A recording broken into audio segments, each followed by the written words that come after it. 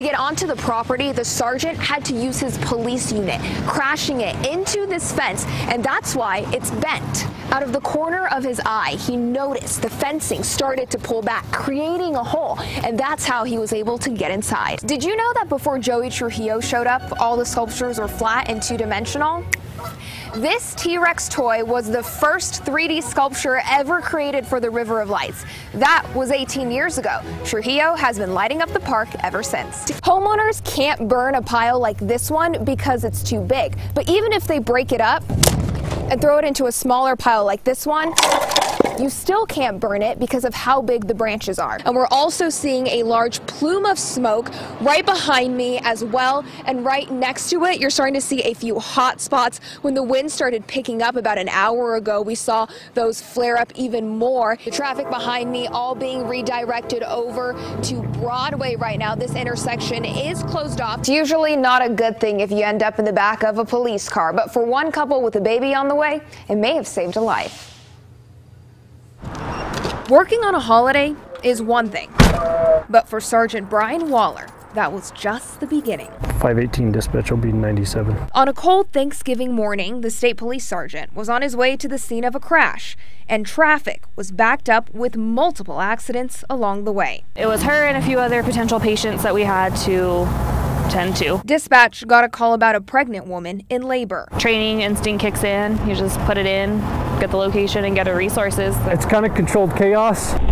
State police responded. Here's dashcam video of Sergeant Waller rolling up to the crash. Her water broke, she's bleeding, she has pain on her right side. The closest ambulance, 50 miles away. Closest hospital, try 70 miles. We're out in the middle of nowhere, okay? Just keep breathing, relax, keep breathing. The clock was ticking, but state police had a plan. There was substantial amount of traffic, especially for Thanksgiving, and then obviously with the snowfall. Virginia was 8 months pregnant. She sat in the back seat with her partner, weaving in and out of traffic in the sergeant's car until they were able to meet an ambulance near Klein's Corners. Guys, hold on. He crosses the median, driving through 7 inches of snow to get to the other side. Virginia crying in pain in the back seat. Virginia and I were in a car accident, and her water broke. She's bleeding, and we're on our way to the nearest town so we can meet an ambulance. I need you to call her mother and let her know. We're probably going to end up in Albuquerque. I'm not sure what's going on with the baby just yet, but we're probably expecting the baby to come. Remember all that traffic? Back to that quick thinking, too. I'm literally driving from one side to the other on slush and ice. State police close off the freeway so Sergeant Waller can drive in the opposite direction, passing traffic to get the baby to safety. I am a relatively new father. I do have a 18-month-old, my first child, so I could kind of relate to not exactly what she was going through, but I can kind of understand that relationship with the child. It's hard. She can be a strong woman. You are a strong woman. About 30 minutes later, they make it to Klein's Corners. You okay? The ambulance is they're gonna meet us right here. Hi, how are you doing? Mission accomplished. The night state police went from sergeant to stork.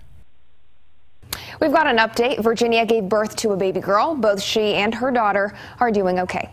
Should be 125, I remember. Casey Harrison loves math. 0.25. But last year, he found himself adding up the days he was missing school. Working out. And subtracting all the time away from his classroom. To 125. It was happening at school, home, anywhere really. Seizures and other symptoms. He was having numbness in his legs, a lot of dizziness, headaches. The hospital visits multiplied. Very scary. We did a lot of testing, a lot of lab work, a lot of EEGs, MRIs, x-rays, hospital stays in a couple of states before we were finally diagnosed with epilepsy. Of the area of the smaller rectangle. Casey couldn't keep up with a normal school schedule. They would call me almost every day to come and pick him up. He was struggling at school. Missing his friends, field trips, and even picture day. The quick flash would cause some problems. It would maybe trigger a seizure or something like that? Yes. But then some good news. UNM Hospital got a donation from the Credit Union Association of New Mexico, $81,000 a year to fund a hospital school for 10 years. The kids are very eager to learn, and it's more than just the schooling, it's the normalcy. Right now, there are 9 students enrolled at Child Life School at UNM Hospital. But sometimes new patients will show up and just pop into the classroom if they want to spend the day learning with their peers. Every day is a different day. We can go to their room and they may not be feeling well. The other day I went to an 8th grader and, you know, he had chemo, not feeling well. You know what, we'll try the next day. Turning patients to pupils with individual class plans that fit their schedules and the undivided attention of their teacher and tutors. They can sit in the room in school and work on math, but they can also talk about a procedure that's coming up. He's in the safest place he could be if he ever had any problems with his seizures. By the way, Casey, There's more good days now.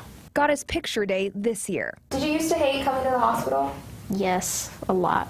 But now you love it. Right.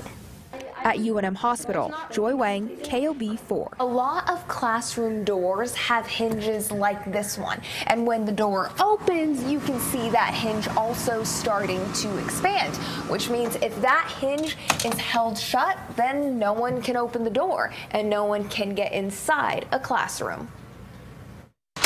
In just a few seconds, a simple tool stops an active shooter from opening a door. Unfortunately, it's a reality in society, and we can't ignore it. So if we can do something to help, then that's what we're going to do. So when firefighter Aaron McDevitt saw the Glendale Fire Department in Arizona come up with this idea, he pitched it to the Rio Rancho School District, recycling something the department already had and was just going to throw away. We have to test these fire hoses, and if they fail the different parameters, then they're out of service and we can't use them anymore. Each classroom has an old fire hose on the wall, so all the teacher has to do is grab it and then slip it over the door hinge. So then the door can't open.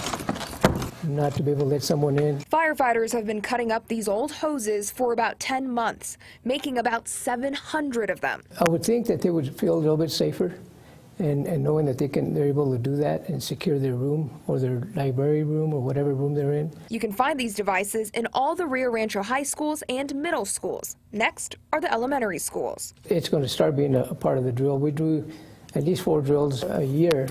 I'm hoping that this will kind of encourage this to be a statewide thing that we can encourage the whole state to do. Each hose can cut up about 50 pieces, and the fire department says they're already out of that old material and will have to wait for some new hoses to retire. For now, live in the newsroom, Joy Wang, KOB4.